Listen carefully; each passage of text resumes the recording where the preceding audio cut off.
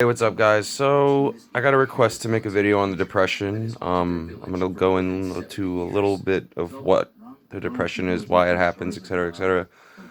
So when you jump off a decent amount of the drug you're taking, specifically opiates, you're gonna hit depression.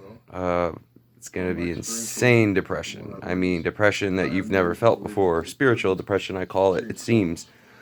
But here's the thing, guys. It's not. It's what I call artificial depression. It's all right. So picture your temperature meter gauge in your car. It's always good when it's a little below the middle line. That's where you want it. Um, when you run out of coolant, it goes up, meter's up, your car starts acting funny, shit goes haywire. And when it goes back down, when you level it out, it runs good. You know what I mean? Now picture your depression level coming off of an opiate cold turkey. Even with medicated assistance, it's still tough, depending on the opiate you're using, especially fentanyl. Even with Suboxone, you're still going to feel withdrawals. That's why I always recommend a taper. But anyway, so yeah, when you crash, your brain's going freaking haywire, ballistic, and it's going to feel like almost like you're dying for water and you're reaching for it, and you're only limited to like a half an inch away. You can't get it. And your heart's racing, you're upset, that's how you're craving, because you know that'll take all the symptoms away. The depression is just so hard to deal with. I mean, I've gone almost catatonic depressed coming off, you know what I mean? It's tough. But it's not real, it's just an imbalance, you know what I mean? It's dysphoria, discomfort, it's your adrenal glands are pumping, and that's why you're not sleeping. Like I said, it's not just because you're restless legs. Trust me, it's your adrenal glands are pumping. They won't let you sleep for the first week, almost sometimes. But like I mentioned with the gabapentin and stuff, you can sleep. You get some sleep.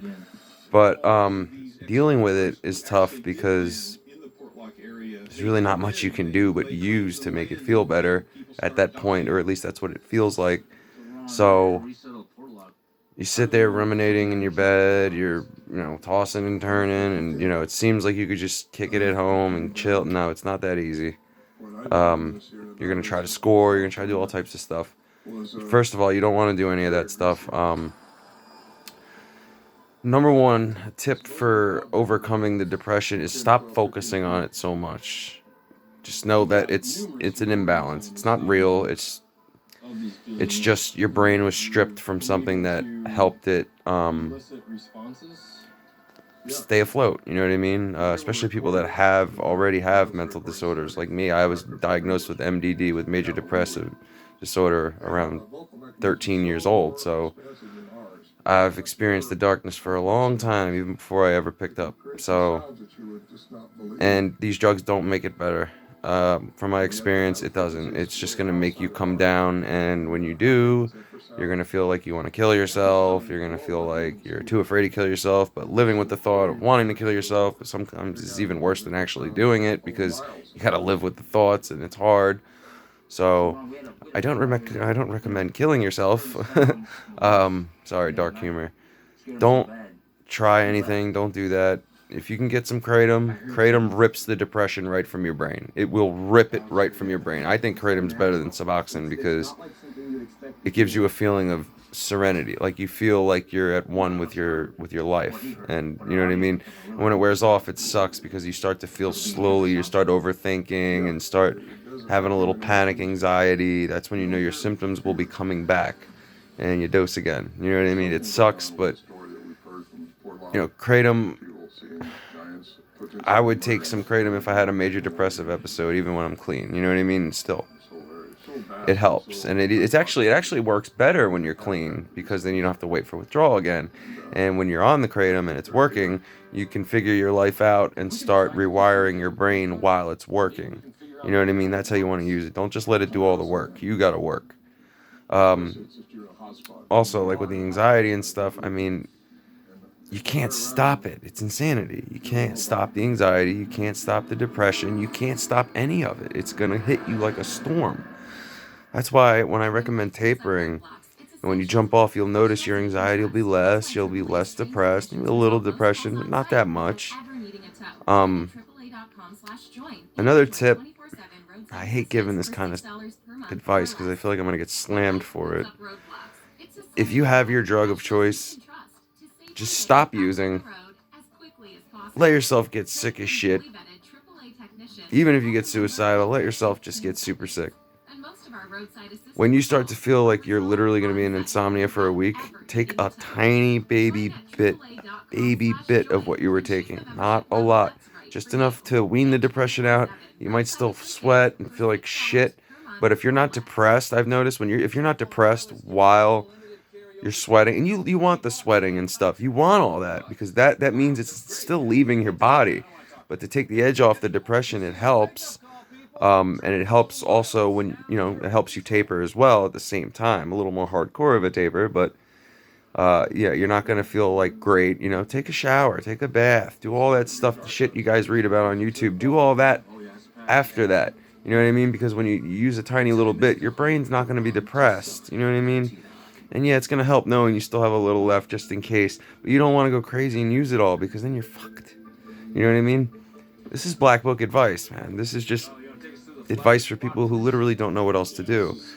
If you take just a tiny, teeny bit of your drug, you'll wipe the depression out, and almost gonna say you want to feel some withdrawal symptoms. You want to, because that means it's purging from your system.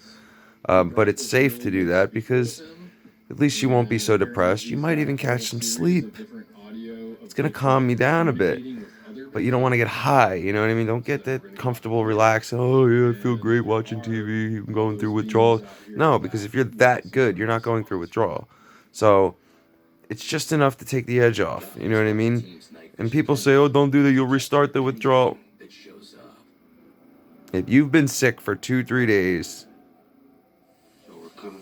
good amount of it is already gone out of your system, and that's why I say take a little bit, because if you take too much, you could overdose. You don't want to do that. I'm talking like a baby amount of whatever it is you were taking. Just a little bit to take the edge off. It will help. If you can't do that, I recommend the kratom route.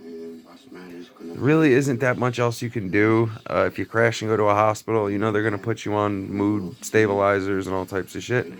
Some people might need, because it'll push you in the path of recovery. They help you. If you tell them you want to kill yourself, they have no choice but to treat you. So, it's another way to get out of that. But you got to take this seriously, guys. You don't want to go crazy. You really don't want to do that. Don't take a whole buttload and unless you're doing my other method where you just take enough to feel normal and wait as many hours as you can until you feel. That's another method. This method is if you really want to get it out of you quickly, but you don't want to suffer a major depression for a week. You know what I mean? It'll also help you on the come down when you're coming off of it. You know what I mean? You're not going to be withdrawing so long. You're going to let a lot of it out. You're going to be all right. You know what I mean? So, another little quick tip is to record yourself, like make videos, giving people advice for what's helped you, and you're going to get feedback from people. And it's like almost forced, it's almost like forced. It's like a forced hit of dopamine. You're gonna feel somewhat okay when you see people are like, "Wow, you're smart. You helped me. You've helped me. This, that." It's gonna feel good. You're gonna get that little victory, as Ryan Donnelly used to say, the little victories. You know what I mean? Ryan's from my area. We're both 732 boys, so I've seen his videos. Rest in peace. He was a great guy. I think I've worked with near him on a job site. I swear I've seen the guy before. He's only like 20 minutes from me or less. So, but yeah, I'm not, recommending people go out and use and, all that stuff. I'm not recommending that. That's not what this is. If you take your recovery seriously and you don't want to relapse and keep going back, because the depression's so hardcore or this is just a small, simple way to help yourself taper down. You know what I mean? Like sometimes, if you get surgery or something and the hospital puts you on fentanyl for a week and you're ready to go home, they wean you off using morphine. It's a separate substance, and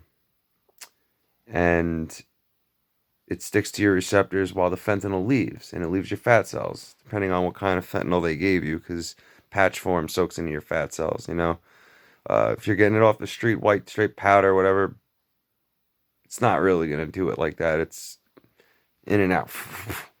But it leaves your body fairly quickly. But it's the reason why they wean you off with the morphine is so you don't have depression, anxiety, insomnia, restlessness. It's covered, but it's not enough morphine to put you into withdrawal from morphine. They still taper you off the morphine, I'm sure, just to be safe. But as addicts and people have been through it a lot, you can handle it. And pretty much what I'm saying is if you can get your hands on another opioid and use that to taper off of it, you know, might take, you know, it'll like not even enough to make you feel completely better, but enough to make the depression ease and the anxiety and the insomnia ease, you know, and you do that just until the other stuff's gone, you know, and then titrate down from there, you know what I mean? Switch to kratom for a few days, whatever. You know, these are realistic ways on how to do it. Some might bash me for it, but you guys have done so much sick shit in your lives. Come on, guys. You really think this is anything compared to that? So, I hate to say it, but it's just another way to do it, man. It's another way to get off the crap without feeling like you're going to go insane. Buprenorphine and methadone has saved many lives. I favor buprenorphine. I think it works wonders when you use it for like a week or so. But yeah, you know what I mean? It's like, it's not really, the principle is really not that complicated. It's all neuroscience. It's all chemical.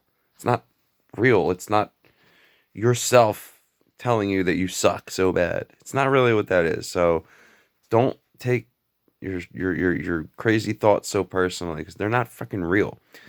Negative energy, when transferred into your body, whether it be your brain to one of your organs that are hurting or whatever, transforms itself into human thoughts and terminology. So if I give you a pound of negativity, here you go into your body, the energy alone is going to get transmitted into thoughts, words, emotions. Your body's going to come up with things that aren't even real.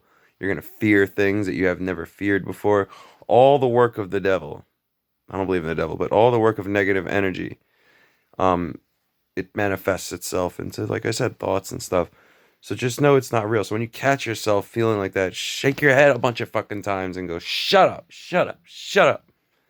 You know what I mean? Force yourself to smile and laugh. Bite a pencil like this. Hold it in your mouth for a while, as long as you can, like that. It actually will, you'll release some endorphins. You'll feel like okay. You know what I mean? It's weird how it works. I think there's been scientific studies done on it, but it does help. You know, I've take it from me. I've been through depression all my life. I've done absolutely everything I can to try to, not drug wise, but anything just to kill it.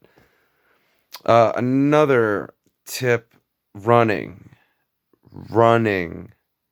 It helps the restless legs, the restless body, but it also will flood your brain with dopamine. Like, you will feel that runner's high, boy. You might even pass out, fall right then and there. Make sure you stay hydrated. You might, you know what I mean? You feel like you want to just fall on the floor, but guys, we're not going to go that far. I just want you guys to know exercise helps a shit ton. Yeah, I did Muay Thai boxing for some years, and yeah, during withdrawal, I'm not saying you're going to get up and run a marathon, even if it's 25 feet. Wear yourself the fuck out. Stop saying, oh, well, when you're in withdrawal, you don't want to, no shit, you don't want to do anything. You want to sit there. But the more you do that, you guys notice that the more you lay down and sit, that's when your heart races. That's when your mind's racing. That's when your insomnia is worse. That's when, you ever feel that when you're not sleeping so long, your eyes feel puffy and your face feels like this and you're like, body's exhausted, but your brain won't turn off. You know what I mean? That's like how do I say it? That's what it feels like when you sit and wallow.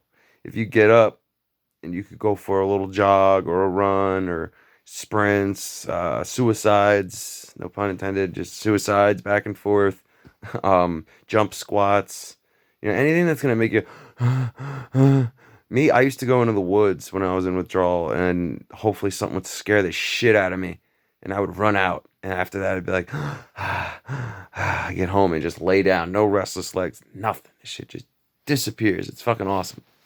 Um, or talk to somebody, you know what I mean? Like, yeah, I'll talk to you guys. I'm always here. If you want to comment down below, email me, whatever you want to do. I'll talk to you guys. If I'm busy, I'm busy. If I'm not, I'm not. I'm gonna get back to you regardless. So, um, yeah, this is my part one video. I'm gonna think of new ways to make a part two on how to fight the depression during withdrawal, pre-withdrawal. Another thing to watch out for, guys. You know withdrawal's coming when you start feeling anxiety.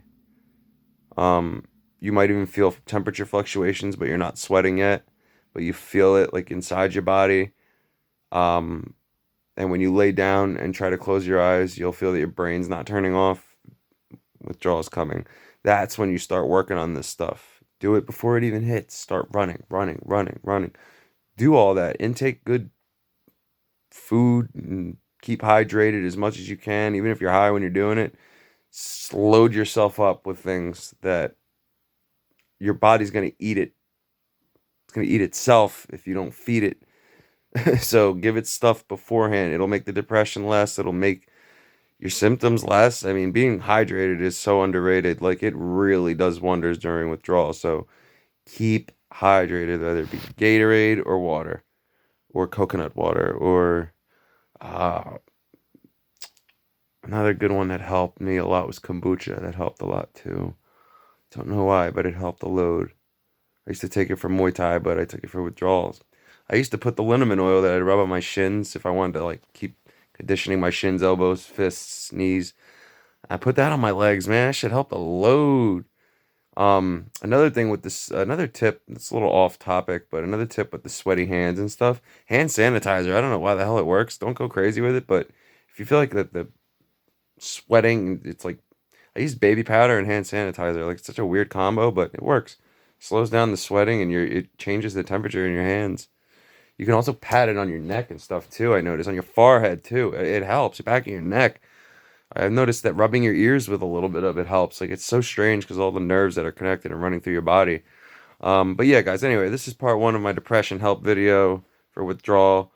I'll make a part two maybe tonight. I got to do some thinking, but yeah, I'm out of a job right now. I lost my job some few days ago, so yeah, trying to go for a better one now. But anyway, stay safe, guys. Love you guys. You guys are warriors, like I always say. And if you have anything to say, comment below.